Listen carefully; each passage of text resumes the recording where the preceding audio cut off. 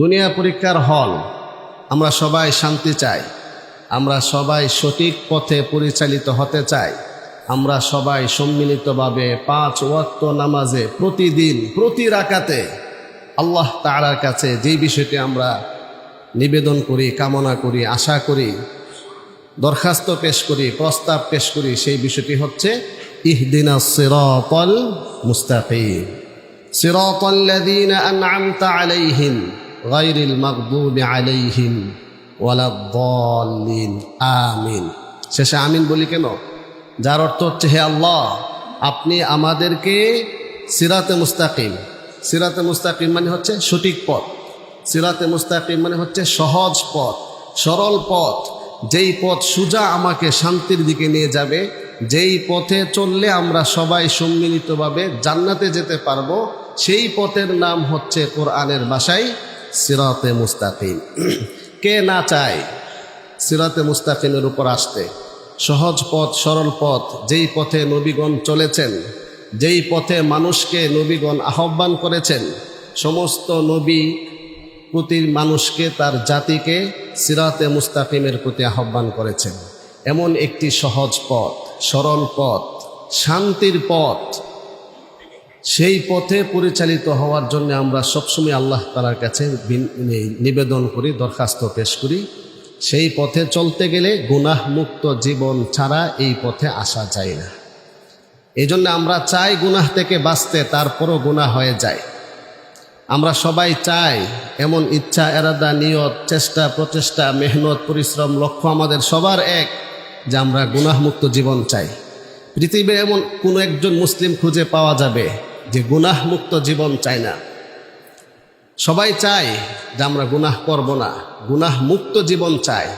কিন্তু তারপরেও নফসের প্ররোচনায়, শয়তানের কুমন্ত্রণায়, শয়তানের ধোঁকায়, পরীক্ষার হলে বেখেয়ালে ভুলে গিয়ে তারপরও আবার গুনাহ হয়ে যায়।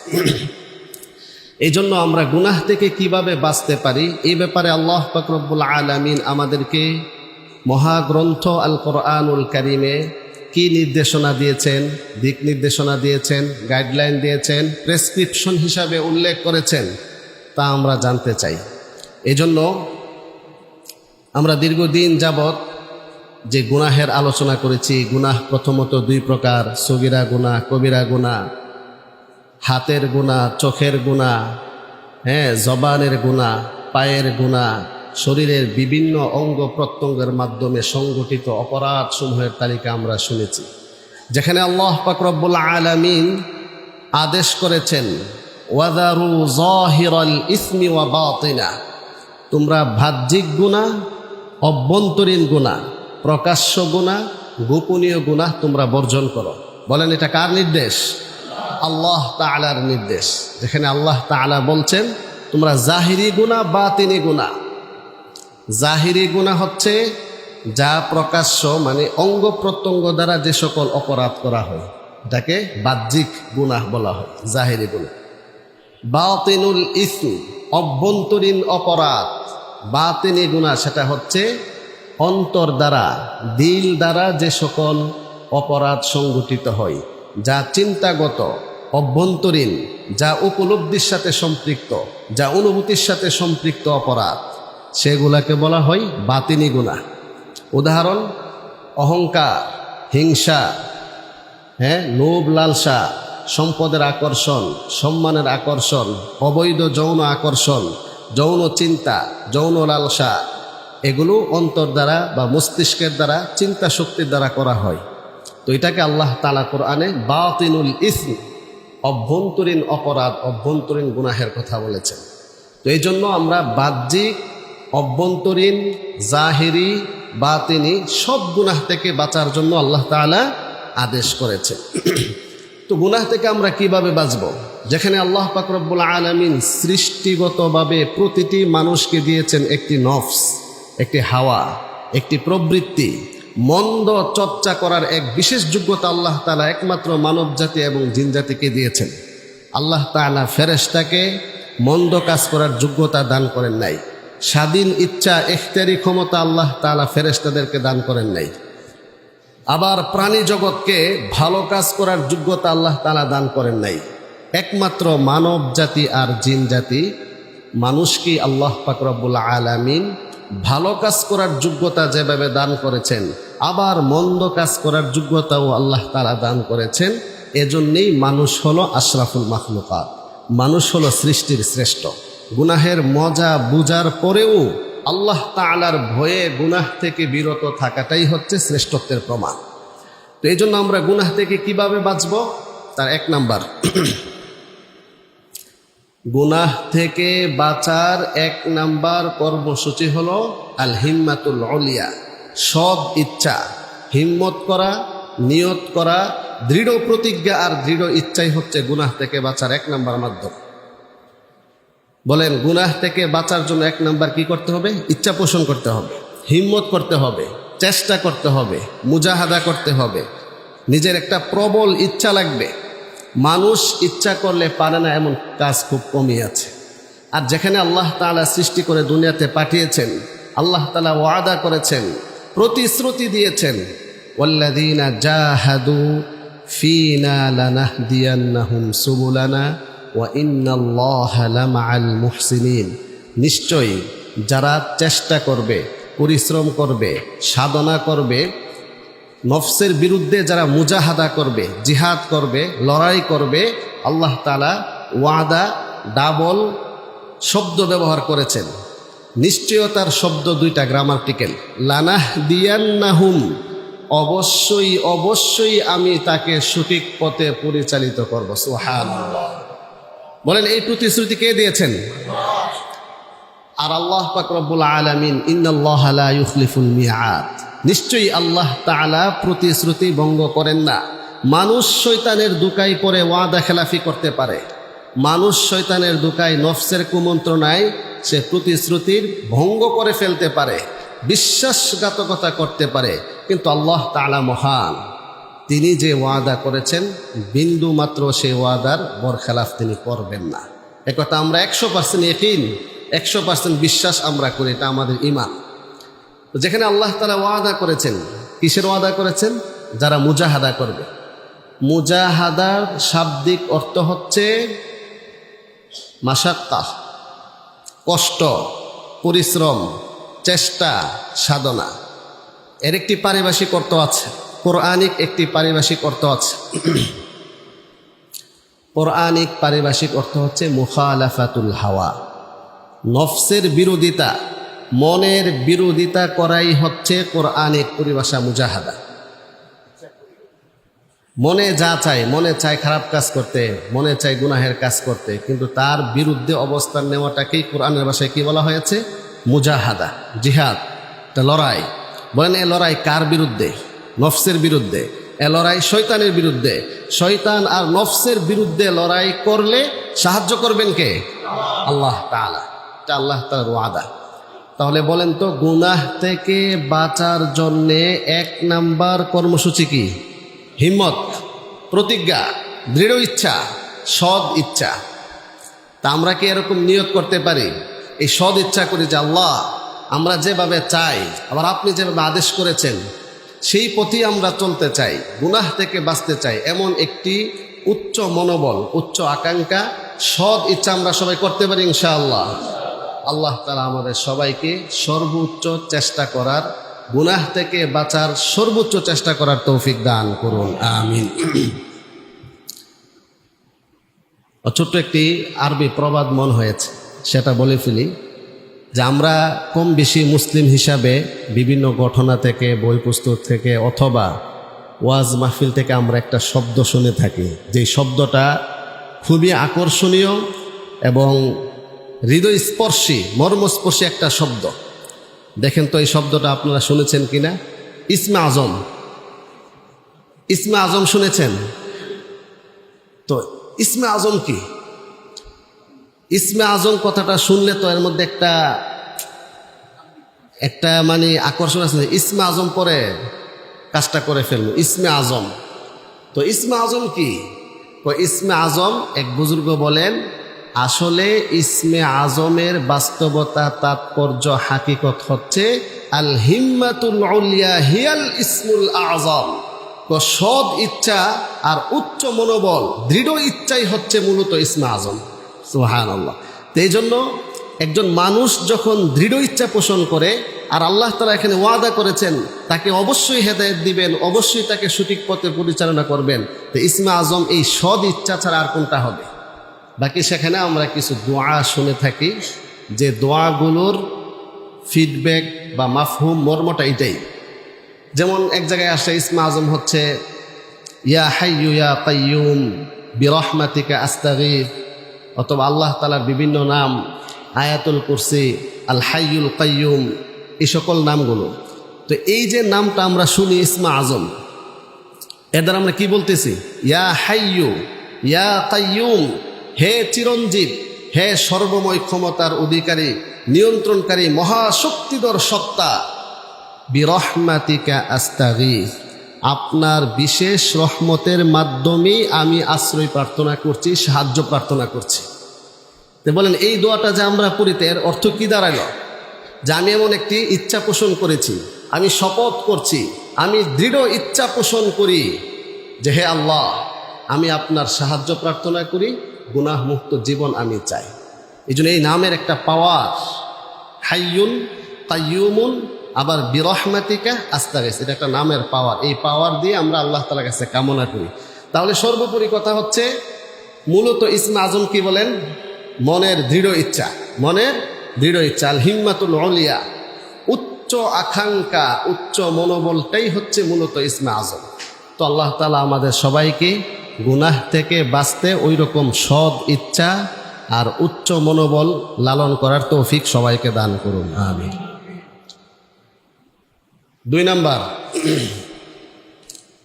2 নাম্বার হচ্ছে, যেটা আমরা সবাই জানি, কোরআন হাদিসে অসংখ্যবার, অগণিতবার, বারবার পুনরাবৃত্তি করে এই কথাটার আহ্বান করেছেন, যার কোনো বিকল্প নাই। সেটা হচ্ছে আদ-দুআ, আল্লাহ তাআলার কাছে দোয়া করা, আল্লাহ তাআলার কাছে কায় মনোবাক্যে চাওয়া। এটা গুনাহ থেকে বাঁচার একটা বিশেষ মাধ্যম। যদি না আল্লাহ তাআলার সাহায্য থাকে, আল্লাহ তাআলা যদি বিশেষ রহমতের দ্বারা দয়া না করেন, মানুষ তার ইচ্ছা দিয়ে গুনাহ থেকে বাঁচতে পারবে না।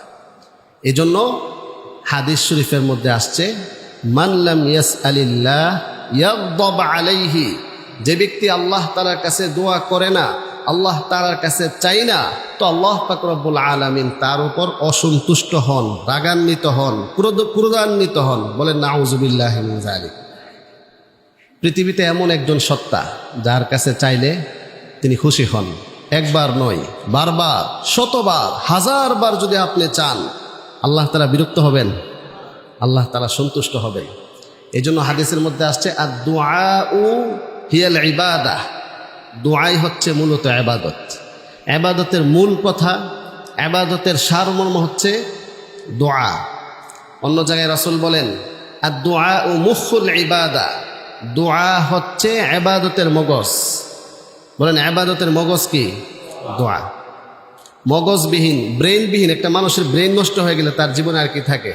সব কিছুই নষ্ট। একজন মানুষের বডির মধ্যে যেমন ব্রেন একটি হচ্ছে কেন্দ্র, যেখান থেকে সব কিছু পরিচালিত হয়, তো ঠিক এরকমভাবে সমস্ত ইবাদতের একটা মগজ, প্রাণ, মূল কেন্দ্র বিন্দু হচ্ছে দোয়া। কি দোয়া করব, কিভাবে দোয়া করব, এ সম্পর্কে লম্বা কথা, লম্বা আলোচনা। এ ব্যাপারে অনেক আহাদিস রয়েছে, অনেক হাদিস রয়েছে দোয়ার বিষয়ে, অনেক লম্বা সময়ের প্রয়োজন। তবে দোয়াই হচ্ছে একমাত্র ইবাদত যেখানে লোক দেখানো, কৃত্রিমতা বা তাকাল্লুফি চলে। দোয়া ছাড়া আর কোনো ইবাদত, কৃত্রিমতা চলে না, অভিনয়, নাটক, অভিনয় চলে না। দোয়াই একমাত্র ইবাদত যেখানে আপনি কান্না আসে না, কিন্তু কান্নার অভিনয় করতে পারবেন। কান্নার অভিনয় করার জন্য রাসূল বলেছেন, দোয়া করলে দোয়ার মধ্যে অভিনয় করা যায়, কান্নার ভান করা যায়, এবং কান্নার ভান করার জন্য রাসূল নির্দেশনা দিয়েছে। এটা একটা গুরুত্বপূর্ণ প্রশ্ন।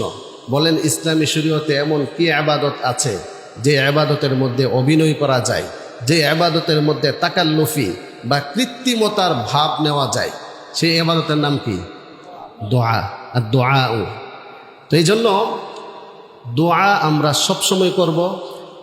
এক্ষেত্রে একটি গুরুত্বপূর্ণ হাদিস আমরা সবাই শুনি, সবাই মনোযোগ দিয়ে শুনি। মাইকের আওয়াজ যত দূর পর্যন্ত যাচ্ছে, বহু মানুষ আমাদের কাছে এই অভিযোগ করেন যে হুজুর কত দোয়া করি, কই দোয়া তো কবুল হচ্ছে না। হুজুর খতম পড়লাম, মাদ্রাসায় কোরআন খতম পড়াইলাম, খতমে ইউনুস পড়াইলাম, খতমে জালালি পড়াইলাম, কবিরাজের কাছে গেলাম, তদবির করলাম, হ্যাঁ মসজিদে দান করলাম, ইতিমখানায় খাসি দিলাম, কই তারপরও তো আমার দোয়া কবুল হইল না। বলেন এমন একটা অভিযোগ কি একজনের না অনেকের? এবার এই প্রশ্নের, এই অভিযোগের সমাধান হবে একখানা হাদিস শুনবেন। শুনবেন এই হাদিস, সবাই মনোযোগ দেন, এদিকে তাকান। সে হাদিস হচ্ছে আবু সাঈদ আল খুদরি রাদিয়াল্লাহু তাআলা আনহু, একজন বিশ্ববিখ্যাত সাহাবী ছিলেন, কম বেশি আমরা সবাই নাম শুনেছি। আবু সাঈদ আল খুদরি রাদিয়াল্লাহু তাআলা আনহু থেকে বর্ণিত, তিনি বলেন, মা মিন মুসলিমিন ইয়াদউ লাইসা বিইসমিন ওয়ালা বিকাতিআতি রাহমিন ইল্লা আ'তাহা ইহদা সালাসিন। হাদিস লম্বা হাদিস, আমি সংক্ষিপ্তভাবে মর্মটা বলে ফেলি। দোয়া কবুল হয় তিন ভাবে। বলেন দোয়া কবুল হয় কয়ভাবে? তিন ভাবে। রাসূল এই বর্ণনা দিয়েছেন যে দোয়া কবুল হয় তিন ভাবে। কি? এক নাম্বার, ইম্মা আন ইউআজ্জিলা লাহু দাওয়াতাহু, বান্দা যখন আল্লাহ তাআলার কাছে দোয়া করে যেটা চাই, সরাসরি আল্লাহ তাআলা দ্রুত তাকে সেটা দিয়ে ফেলেন। আর এটাই আমরা বুঝি দোয়া কবুল হওয়া, যে আল্লাহ আমার দোয়া কবুল করছে। আল্লাহ আমি চাইছিলাম একটা সন্তান, দীর্ঘ 15 বছর পর্যন্ত আল্লাহ তাআলার কাছে একটা সন্তান চাচ্ছি, 5 বছর পর্যন্ত একটা সন্তান চাচ্ছি, আল্লাহ আমাকে একটা সন্তান দিয়েছেন। তো তিনি বুঝেন যে আমার দোয়াটা কবুল হয়েছে। আমার ব্যবসা লস হচ্ছিল, আমি আল্লাহ তাআলার কাছে দোয়া করেছি, আমার ব্যবসা এখন লাভবান, হ্যাঁ আমার দোয়া কবুল হয়েছে, এটা আমরা বুঝি। তো দোয়া কবুলের এক নাম্বার পদ্ধতি হচ্ছে যা চাবে সেটা নগদ পাবে, দ্রুত কবুল হবে এটা। 2 নাম্বার হাদিসে রাসূল বলেন, ওয়া ইম্মা আন ইয়াদখিরাহা লাহু ফিল আখিরাহ, ও দোয়া কবুলের দ্বিতীয় আরেকটি সিস্টেম হচ্ছে বান্দা যে দোয়াটা করেছে এটা দুনিয়াতে তাকে না দিয়ে পরকালে আল্লাহ তাআলা রেখে দেন। আচ্ছা, এবার এমন এক সময় আসবে, হাসর নাসর কায়েম হবে, হিসাব নিকাশ শুরু হয়ে যাবে, হাসরের ভয়াবহ কঠিন পরিস্থিতির সময় মানুষ যখন হাহাকার থাকবে, সবাই যখন নিজেকে নিয়ে ব্যস্ত থাকবে, সবাই যখন ইয়া নাফসি বলতে থাকবে, হিসাব নিকাশের সময় ঠিক ওই মুহূর্তে বান্দাকে এমন কিছু পুরস্কার দেওয়া হবে, সে সেটা দেখে হতভম্ব হয়ে যাবে, আশ্চর্যান্বিত হয়ে বলবে, হে আল্লাহ, এই পুরস্কার আমার কোন আমলের বিনিময়ে? আমি তো এমন কোনো আমল করি নাই যে আমলের কারণে এত বড় পুরস্কার আমি পেতে পারি। এবার আল্লাহ তাআলা বলবেন, হে বান্দা, তুমি দুনিয়ার থাকতে বিপদগ্রস্ত ছিলে, তুমি একটা বিষয় একবার নয় বারবার আমার কাছে দোয়া করেছিলে, কিন্তু আমি তোমাকে পরীক্ষার হল সেই দোয়াটা কবুল না করে এই আখিরাতে এই পুরস্কারের জন্য রেখে দিয়েছিলাম। সুবহানাল্লাহ। এবার বান্দা আফসোস করে বলবেন, হে আল্লাহ, আমি দুনিয়াতে যতগুলো দোয়া করেছিলাম প্রত্যেকটা দোয়া যদি দুনিয়াতে তুমি কবুল না করে পরকালে আমাকে এই পুরস্কারগুলো দিতে, তাহলে কতই না ভালো হইতো। তাহলে এটা হচ্ছে 2 নাম্বার পদ্ধতি।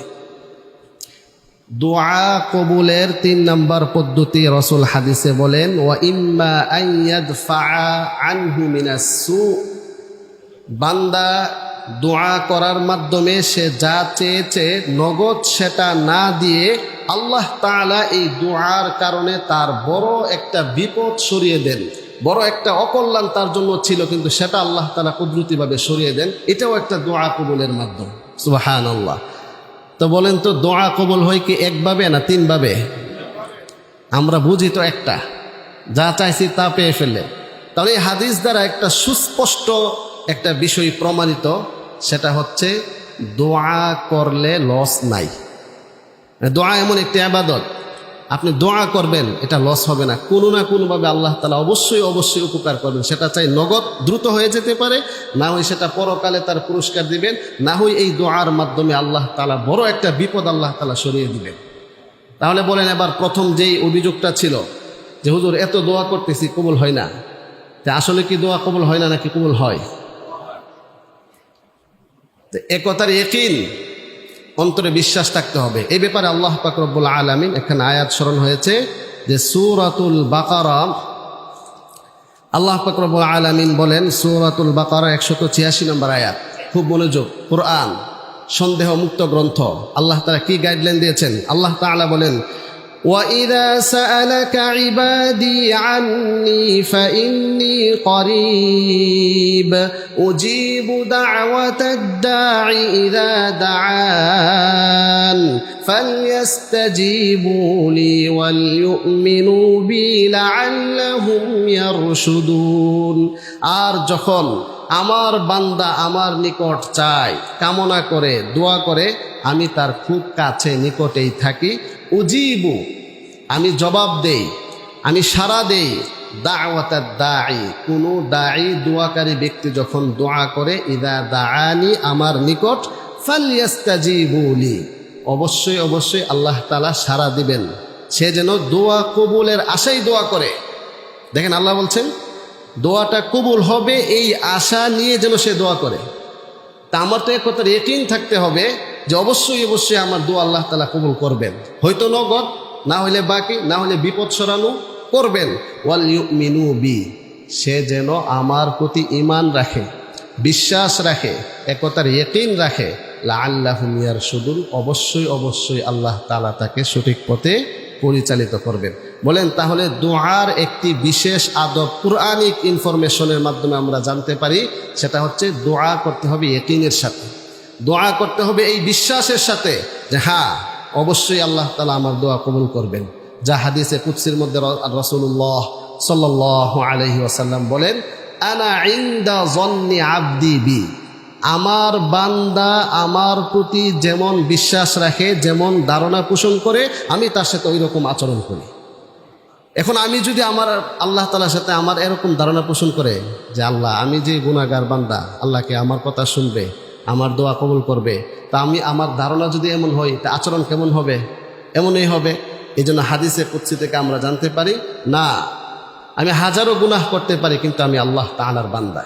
তা কোরআনে আল্লাহ তাআলা বলেছেন, ইয়া ইবাদি, ইয়া ইবাদি আল্লাযীনা আসরাফু আলা আনফুসিহিম, হে আমার ওই আদরের বান্দা যে গুনাহ করতে করতে করতে করতে চূড়ান্ত পর্যায়ের সীমা লঙ্ঘন করে ফেলেছ, শুনো তোমাকেই বলছি, লা তাকনাতু মির রাহমাতিল্লাহ, তুমি আল্লাহ তাআলার রহমত থেকে নিরাশ হয় না। ইন্নাল্লাহা ইয়াগফিরুদ যুনুবা জামিআ, নিশ্চয়ই আল্লাহ পাক রব্বুল আলামিন সমস্ত গুনাহ ক্ষমা করে দিতে পারেন। এ ব্যাপারে অনেক চমৎকার হাদিস রয়েছে। এক হাদিসের মধ্যে রাসূল বলেন যে আল্লাহ তাআলা বলেন যে বান্দা যদি গুনাহ করতে করতে জমিন থেকে আসমান পর্যন্ত গুনাহ করে ফেলে আর সে কায়মনুবাক্যে আমার কাছে তওবা করে, আমি তাকে চূড়ান্ত পর্যায়ের ক্ষমা ঘোষণা করে দিই, ওয়ালা উবালি, আমি কোনো পরোয়া করি না। সুবহানাল্লাহ। তাহলে আমরা আজকে থেকে ইনশাআল্লাহ সামনে যত দোয়া করব, সেই দোয়ার পূর্বে ইয়াকিন আর বিশ্বাস, আল্লাহ প্রতি একান্ত এরকম বিশ্বাস ধারণা করব যে অবশ্যই আল্লাহ তাআলা আমার দোয়া কি করবেন? কবুল করবেন। আচ্ছা, তারপরে এই গুনাহ থেকে বেঁচে থাকার একটি মাধ্যম আমরা বললাম হিম্মত, সদিচ্ছা। 2 নম্বর হচ্ছে কি? দোয়া করা। 3 নম্বর হচ্ছে তাওবা, ইস্তিগফার করা। সময় খুবই অল্প। তাওবা কাকে বলে, কত প্রকার ও কি কি, ইস্তিগফার আমরা কিভাবে করব, সংক্ষিপ্তভাবে যদি বলি, তাওবা মানে ফিরে আসা। বলেন তাওবা মানে কি? ফিরে আসা, প্রত্যাবর্তন। আমি যে অপরাধ করে ফেলেছি, যে গুনাহ করে ফেলেছি, সেটা থেকে আমি ফিরে আসবো, এর নামই হচ্ছে তওবা। আর রুজু ইলাল্লাহ, আল্লাহ তাআলার দিকে ফিরে আসা, অনুতপ্ত, অনুশোচনা হয়ে এ কথার স্বীকৃতি দেওয়া, I am very very sorry, আমার অপরাধ হয়েছে, আল্লাহ তুমি আমাকে ক্ষমা করে দাও, এর নামই হচ্ছে কি? তওবা। ইস্তিগফার, ইস্তিগফার আল্লাহ তাআলার কাছে ক্ষমা প্রার্থনা করা। ইস্তিগফার হচ্ছে এমন এক মৌলিক হাই অ্যান্টিবায়োটিক একটা শক্তি, একটা ওষুধ বা প্রেসক্রিপশন বলতে পারি, যা নিজের জীবনের সকল সমস্যার সমাধান হয় ইস্তিগফারের মাধ্যমে। আপনি কি চান? আপনার সন্তান হচ্ছে না, ইস্তিগফার করুন। আপনার ব্যবসায় লস হচ্ছে, ইস্তিগফার করুন। অশান্তিতে আছেন, ইস্তিগফার করুন। ইস্তিগফার বুঝতেছেন? আরবি শব্দ, বাংলা কি? ক্ষমা প্রার্থনা করুন। আস্তাগফিরুল্লাহ, আস্তাগফিরুল্লাহ, হে আল্লাহ আমি আপনার নিকট ইস্তিগফার করছি। এই ক্ষমা প্রার্থনা 3 ভাবে হবে। জবানের মাধ্যমে ইস্তেগফার হবে আস্তাগফিরুল্লাহ, অন্তর দ্বারা দৃঢ় বিশ্বাস যে এই কাজ আমি আর করব না, এবং আমালান কার্যত প্রকৃত পক্ষে বাস্তবে ওই কাজ থেকে বিরত থাকা, এর নাম হচ্ছে ইস্তেগফার। হাদিস শরীফে আসছে তুবা, সুসংবাদ ওই ব্যক্তির জন্য, লিমান ওয়াজাদা ফি সহিফাতিহি ইস্তিগফারান কাসীরা, সুসংবাদ ওই ব্যক্তির জন্য যার আমল নামায় অধিক পরিমাণে ইস্তেগফার থাকে। সুবহানাল্লাহ। যে ব্যক্তি বেশি বেশি ইস্তেগফার করবে আল্লাহ তাআলা তাকে দুশ্চিন্তা থেকে মুক্ত করে দিবেন এবং অকল্পনীয় স্থান থেকে আল্লাহ তাআলা রিজিক দান করবেন। সুবহানাল্লাহ। বলেন, গুনাহ থেকে বাঁচার 1 নাম্বার মাধ্যম হচ্ছে সৎ ইচ্ছা, নিয়ত, চেষ্টা, শপথ। 2 নাম্বার হচ্ছে কি? দোয়া করা। 3 নাম্বার হচ্ছে কি? তওবা, ইস্তেগফার। 4 নাম্বার কি? সময় প্রায় শেষের দিকে, আমরা ধারাবাহিকভাবে গুনাহ থেকে বাঁচার জন্য কোরআনে কারিমে আরও অনেক নির্দেশনা আসছে, সেগুলো শুনবো। সর্বশেষ যেটা বলছি খেয়াল করেন, গুনাহ করেন নাই, করি নাই এমন কেউ আছেন? হাত তুলতে পারবেন যে হুজুর আমার কোনো গুনাহ নাই? কেউ আছেন? তো হাদিস শরীফে রাসূল কারীম সবাই পড়ি সাল্লাল্লাহু আলাইহি ওয়াসাল্লাম ইরশাদ করেন, গুনাহ থেকে বাঁচার আরেকটি বিশেষ মাধ্যম হলো as-সাদাকাতু, দান করা। হাদিস শুনেন, as-সাদাকাতু তুতফিউল খাতিআহ কামা ইউতফিউল মাউ আন-নারা। রাসূল হাদিসে বলেন, তো দান করা, সাদাকা, আল্লাহ তাআলা রাস্তায় দান খায়রাত করা, সেটা গুনাহকে, খতিআতুন, ভুল ত্রুটি, অপরাধকে এভাবে মোচন করে নিভিয়ে দেয়, তো যেভাবে পানি আগুনকে নিভিয়ে দেয়। সুবহানাল্লাহ। আগুন লাগছে, বলেন সে আগুন কিভাবে নিভবে? পানি দিবেন, আগুন নিভে যাবে। তো ঠিক এরকমভাবে গুনাহ করে ফেলেছি, আসুন আমরা সবাই দান করি। এই দানের মাধ্যমে আল্লাহ তাআলা গুনাহ মোচন করে দিবেন। সুবহানাল্লাহ। বলেন হুজুর এটা হাদিস বললেন, হাদিস তো অনেকে হাদিস কি এটা দঈফ না দুর্বল? তো কোরআনের কোনো আয়াত নাই? হ্যাঁ, অসংখ্য আয়াত আছে। আপনি কয়টা আয়াত লাগবে শুনেন। খুয মিন আমওয়ালিহিম সাদাকাতান তুতাহহিরুহুম ওয়া তুযাক্কিহিম ওয়া সাল্লি আলাইহিম ইন্না সালাতাকা সাকানুল লাহুম। হে নবী, আপনি তাদের থেকে মাল সম্পদ গ্রহণ করুন, দান গ্রহণ করুন। সাদাকা সেটা কি করবে? তুতাহহিরুহুম, তাদেরকে পবিত্র করবে, ওয়া তুযাক্কিহিম, তাদেরকে শুদ্ধ করবে, পরিশুদ্ধ করবে। তো কিসের থেকে পরিশুদ্ধ করবে? করবে, আত্মশুদ্ধি হবে। অতএব আসুন এমন একটি বিষয়, যে বিষয়ে আল্লাহ পাক রব্বুল আলামিন কোরআনে কারিমে বারবার বলেছেন। অনেকগুলো আয়াত আছে, এর মধ্যে একটি আয়াত আল্লাহ তাআলা কোরআনে কারিমে দৃষ্টান্ত পেশ করেছেন। আপনাদের কি মনে আছে, আমি একবার পূর্ণ কোরআনে কারিম, পূর্ণ 30 পারার একেবারে সারমর্ম 5টা শিরোনামে বলেছিলাম। আমি আবারও স্মরণ করে দিচ্ছি, পূর্ণ কোরআনে কারিমে 30 পারা 114টি সূরার সার নির্যাস, সারমর্ম 5টি কথার মধ্যে আছে। খেয়াল করেন। 1, বিধানাবলী, আরবিতে বললে আহকাম, আখবার, আমসাল, কসস, আদিয়া। বাংলায় বললে 1 নাম্বার বিধানাবলী। বলেন 1 নাম্বার কি? বিধানসমূহ। 2 নাম্বার সংবাদসমূহ। 3 নাম্বার দৃষ্টান্তসমূহ। 4 নাম্বার ঘটনাসমূহ। 5 নাম্বার দুআসমূহ। সময় অল্প, এই 5টা বিষয়ে অনেকবারই আলোচনা করেছিলাম। সংবাদের মধ্যে রয়েছে অতীতের সংবাদ, ভবিষ্যতের সংবাদ, বর্তমানের সংবাদ, মহাসত্য সংবাদ, সন্দেহ মুক্ত সংবাদ, রয়েছে কোরআনে কারিমে দৃষ্টান্ত। আজকে একটি দৃষ্টান্ত বলে শেষ করছি। আল্লাহ তাআলা দৃষ্টান্ত দিয়েছেন, মাসালুল্লাযীনা ইউনফিকুনা আমওয়ালাহুম ফি সাবিলিল্লাহ, সূরাতুল বাকারা, আয়াত নাম্বার হচ্ছে 261 নম্বর আয়াতে একটি দৃষ্টান্ত দিয়েছেন। দৃষ্টান্তটা শুনবেন। দৃষ্টান্ত হলো, যারা আল্লাহ তাআলার রাস্তায় দান করে তাদের দৃষ্টান্ত। এই দানের দৃষ্টান্তটা হচ্ছে কামাসালি হাব্বাতিন আম্বাতাত সাবআ সানাবিলা ফি কুল্লি সুমবুলিহা সাবআ সানাবিলা ফি কুল্লি সুমবুলাতিন মিআতু হাব্বা। হাব্বাতুন মানে হচ্ছে শস্য, দানা, বীজ। বীজ, ওই বীজের দৃষ্টান্তের মতো, যেই বীজ বপন করলে একটা বীজ থেকে 7টা শীষ হয়। শীষ, সাবআ সানাবিল, দানের শীষ, 7টা শীষ হয়। ফি কুল্লি সুম্বুলাতিন, প্রত্যেকটা শীষের মধ্যে 100 দানা থাকে। আচ্ছা, এই উদাহরণটা কি বুঝতে পেরেছেন? মানে 1 টাকা আপনি দান করলেন, এটা একটা বীজ বপন করলেন, যে বীজটা থেকে 7টা শীষ হবে, আর প্রতিটা শীষের মধ্যে কয়টা দানা থাকবে? 100 দানা। তার মানে আপনি 1 টাকা দান করবেন, 700 টাকা দান করার সওয়াব পাবেন। সুবহানাল্লাহ। বলেন, এটা কি কোনো হাদিস বললাম না কোরআন থেকে বললাম? কোরআন থেকে বলেন তো কত নম্বর সূরা? সূরাতুল বাকারা 2 নম্বর সূরা, আয়াত নাম্বার কত বলেন তো? 261 নম্বর আয়াত আল্লাহ তাআলা ঘোষণা দিয়েছেন। এখন আসুন, আমরা সবাই গুনাহ থেকে বাঁচতে চাই। এমন একজন তো পাওয়া যাবে না যে গুনাহ থেকে বাঁচতে চান না। অবশ্যই আমরা সবাই কি থেকে বাঁচতে চাই বলেন? গুনাহ থেকে আমরা সবাই কি বাঁচতে চাই? অবশ্যই বাঁচতে চাই। গুনাহ মুক্ত জীবন আমরা সবাই চাই।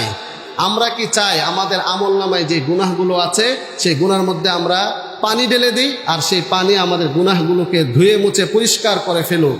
তাহলে আসুন আমরা দান করি, সদাকা করি।